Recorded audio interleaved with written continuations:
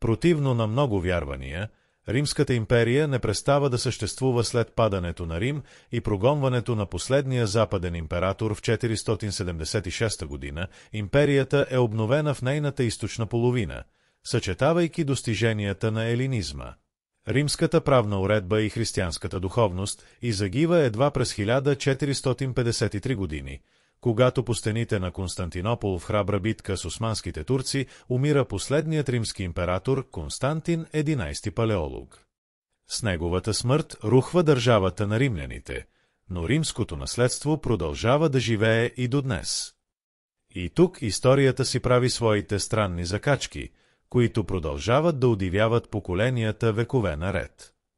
Случайно или не, основателят на Рим и негов първи цар се казва Ромул, докато последният император на Запад носи името Ромул Августул, и за да бъде в крак с времето, Фортуна ще го запомни като Августул от Лат. Августчето, тъй като разядената от грях, падение и интриги империя, е загубила правото си да бъде ръководена от истински Август. Що се отнася до източната Римска империя, Византия, символиката отново не липсва. Тя започва с Константин Велики, създателят на Константинопол и обновената империя, и свършва с Константин XI, който като истински християнски мъченик умира в защита на вярата и страната си. За да разберем важността на факта, че в последния римски император е текла българска кръв, трябва да се вгледаме по-дълбоко в представите на средновековния човек за властта и поточно в приемането, предаването и обвързването между всички европейски народи и империям Ароменуем. В политическата традиция на християнизираната Римска империя императорът е Божи наместник на земята, докато Бог се завърне и вземе своя престол като върховен самодържец.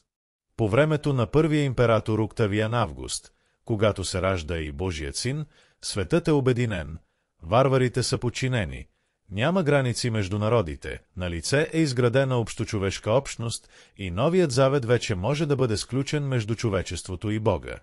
Ето защо в контекста на християнството властта на римските императори е сакрална, тя е първоизточникът на всяка светска власт в Орбис Романас, римски свят, и от тук насетне всеки ще иска да се титулува император от Карл Велики, който ще се нарече император с империям, император, управляващ империята на римляните, през цар Симеон, цар на българи и румеи, та до идеята за Третия Рим в Москва и американската политическа теория, която ще представя щатите като наследник на Римската република. Неслучайно и всички български владетели винаги са се стремели да получат признание на титлата и владенията си от василевсите в Константинопол, защото първоизточникът на империям е идвал именно от тях. Това е и причината в българската историческа памет римската столица да остане с названието Цариград, градът на царя. Ето защо фактът, че в последния римски император е текло немалко българска царска кръв, не е за подминаване. Констанит XI Палеолог е кръстен на дядо си по майчина линия деспот Константин Деян, Драгаш, владетел на Вълбъшското деспотство.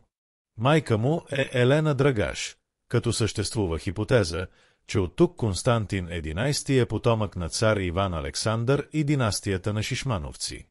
Според един от най-добрите познавачи на българската средновековна литература и история Йордан Иванов, жената на Константин Деян и съответно баба на Константин XI е Кера Тамара.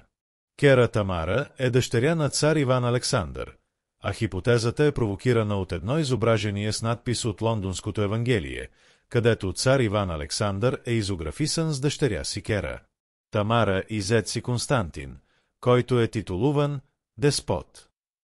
Историкът посочва в подкрепа на тезата си, че двуглавите орли, с които са украсени одеждите на деспот Константин от миниатюрата, са всъщност гербът на сръбската династия Неманичи, роднинските връзки с която драгашите изтъкват многократно. В крайна сметка обаче, хипотезата не е издържана напълно, тъй като през 1378 години Кера Тамара е пратена за жена в харема на султан Мурат Ай, като към този момент тя вече е била вдовица.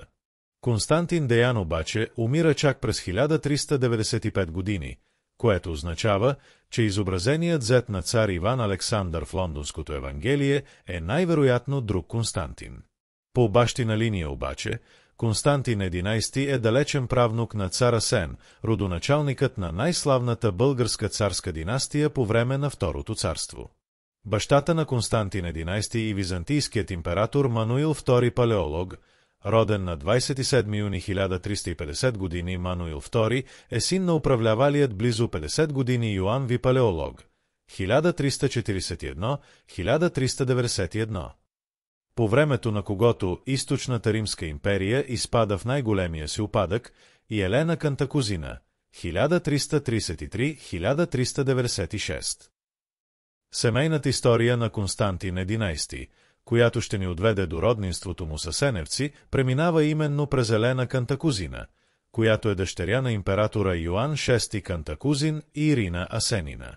Ирина пък е потомка на Адроник Асен и внучка на българския цар Иван Асен III и византийската принцеса Ирина Палеологина, дъщерята на император Михаил VIII Палеолог, основателят на последната римска династия. Цар Иван Асен III пък е първороден син на Емицо Асен, български цар от 1256/7 номинално до 1263 години.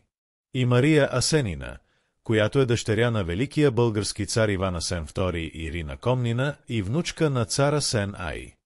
От тук българското царство се оказва не само културно и цивилизационно свързано с Римската империя, но и кръвно.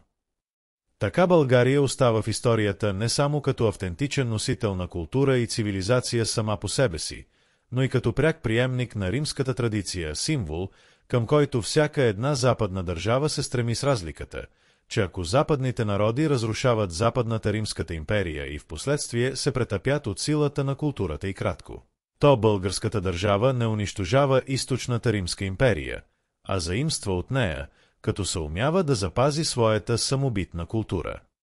Неслучайно и в мрачните години на робството укорът на Паисий към забравилите себе си и историята си българи свети толкова силно и до днес. И ако държавата на Константин XI не оцелява след вековната османска власт, то държавата на цар Асен възкръсва още един път.